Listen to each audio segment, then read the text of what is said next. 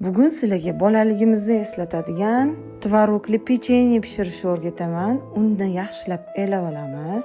Saryog'i yumshatib qo'shamiz. Ketidan shakar qo'shamiz. Mayonez qo'shamiz. Kefir qo'shib, qabartma yoki razrixitel, vanilin. Endi yaxshilab xamir qoramiz. Qo'lga yopishmaydigan xamir bo'ladi. Tindirib qo'yamiz. Xamirimiz tinguncha nachinkasini tayyorlaymiz. Tvorogga shakar qo'shib,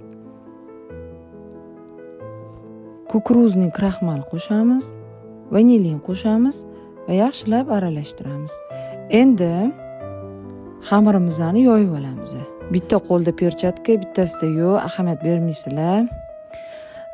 Keyin buni bo'lib olamiz. Yoyib olgan xamirimizni yoyib, nachinkamizni shunaqa ko'rinishda tekislab olamiz va o'rab olamiz rulet qilib.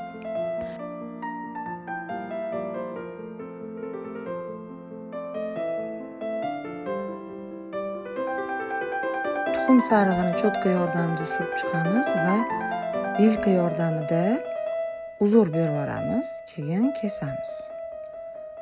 So'nggina tayyor bo'ladigan pechenye ham deyishadi.